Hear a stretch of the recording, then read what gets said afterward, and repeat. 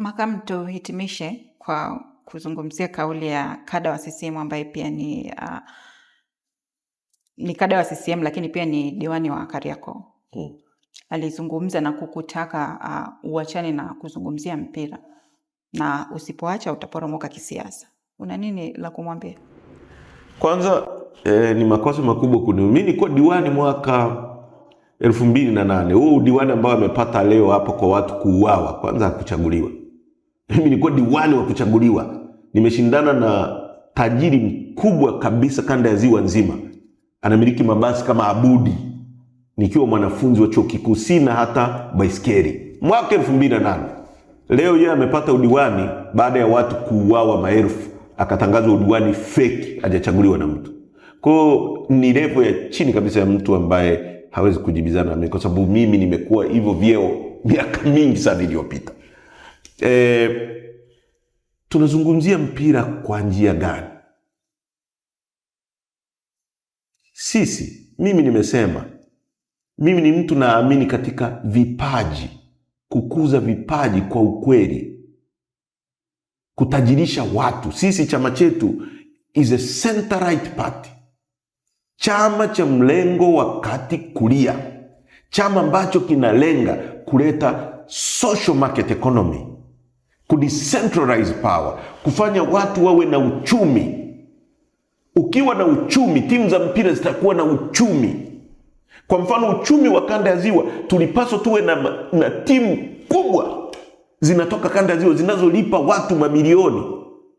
Mimi na wadogo zangu wamecheza mpira kwa level ya kitaifa. Mpaka leo hawezi kulipa hata nyumba. Alikuwa anacheza mpaka kaja Simba kwa sababu ya mishahara vidogo wanavyolipwa. Najua huu mpira.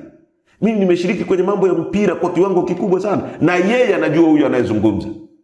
Sitaki kujibizana naye kwa sababu najua ni watu wanaropoka. Anajua kwenye Simba Sports Club, mimi tukiwa bungeni, mimi na message hapa.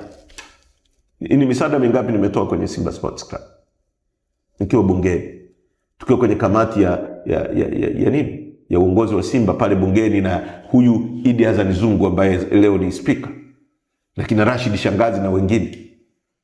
Kwa mimi napenda mpira, lakini nimesema hatutaki mpira utumike kisiasa. Unaenda kuangalia mpira, usianze kutuambia mama oye, mama mitano. Pale Uingereza pale kwenye mpira, ligi ya mpira, unaweza kwenda pale na majezi siyo ya Keir Starmer, yule aliyefukuzwa waziri mkuu, ukaenda eti Keir Starmer oye. Timu ya Arsenal ile inaweza kuichangia Conservative au Labour Party pale Uingereza. Hera za wanachama uchukue unapeleka kwenye nani? Hao viongozi wenyewe wa mpira ni kina nani? Yeye mwenyewe mwana CCM. Alafu sisi tukisema usiguse mpira kwa sababu utakuwa, yeye akiusema sio siasa, sisi tukiusema ndio unakuwa siasa. Ujinga gani huo? Hao viongozi wa mpira hao, si wote hawa sio walienda kugombea juzi hapa CCM, sio? Si ni wana CCM hao? Wanatenganishaje masuala ya CCM na mpira huu? Kwa hiyo watumie timu za watu wote kwenye masuala ya kisiasa. Tukikemea, tutaporomoka, na tuporomoke kwa kusema ukweli. Kama ukweli utatuporomosha, tuporomoke sasa.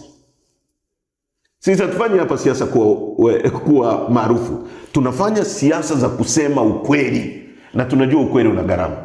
Kwenye nchi kama hii, ukweli una gharama.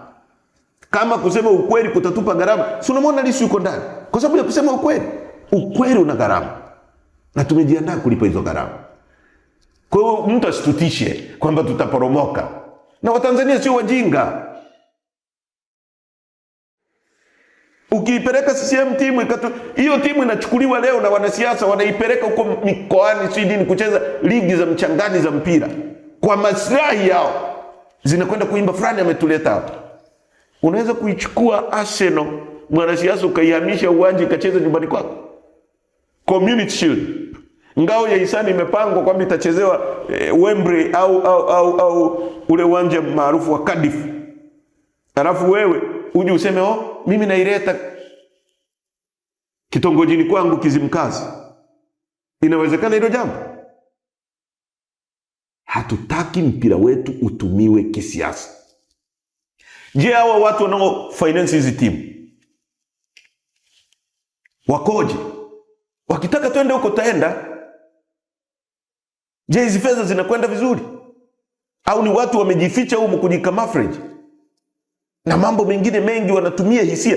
Ni kweli Watanzania wanapenda mpira, lakini usitumie hisia zao kuwaumiza. Watanzania hao watakuwa wachangiaji wazuri. Ile timu ya Barcelona ilikuwa inavaa jezi imeandikwa UNICEF. Barcelona ilikuwa ina sponsors wadhamini hapo. Lakini Barcelona ikasema no. Sisi tunataka tuisponsor shirika la watoto. Tutavaa jezi ya UNICEF, alafu sisi ndo tutakuwa tunaipa fedha UNICEF kwa kuvaa jina lao. Imekataa kupewa sponsors kama unavyoona Arsenal wanavaa Emirates, wanalipwa mabilioni ya fedha, matrilioni. Unaona wanavaa hapa Visit Rwanda. Rwanda inawalipa mabilioni. Lakini wao wakasema sisi tunatangaza bure shirika la watoto na fedha tunazopata tutazipeleka kwa watu. Kwa nini? Kwa sababu mfumo wao ule umewekwa vizuri, wanakusanya mapato kutoka kwa wanachama. Wamesema hizi fedha tulizoweza kusanya kwa wanachama wetu zinajitosheleza kuwa na viwanja na access na kulipa UNICEF. Kwa hizi timu tunataka na zenyewe ziwe sehemu ya kuinua jamii. Moja, kuchukua vipaji kutoka kwenye jamii, lakini mbili, kurudisha kwenye jamii. Tunataka tuzitengenezee hizi timu uwezo wa kumiliki uchumi zenyewe, na inawezekana. Hivi vilabu vya Simba na Yanga vinaweza kuwa vilabu tajiri na vilabu vingine vyote, Pamba si nini. Tukisha tengeneza uchumi ambao Chadema itatengeneza, tutakuwa na viwanja kila sehemu. Tutaibua vipaji vingi sana huku chini. Leo tuna vipaji vingi sana vinapotelea kule chini kwa sababu hakuna viwanja vya kutosha kuchezea. Vijana hawana mipira, hawana viatu, hawana vifaa. Hata wanasiasa wanatumia hizo hisia za vijana sana kuwapelekea mipira vijezi, wanawanunua ili wawatumie wakati wa siasa. Tunataka tutengeneze uchumi ambao tutakuwa na vilabu well organized, ambao vitakuwa na fedha, vitafinance michezo, na tutakuwa na michezo mizuri sana. Kwa hiyo sisi hatuchukii michezo. Tunapenda michezo, lakini hatutaki michezo itumike kisiasa.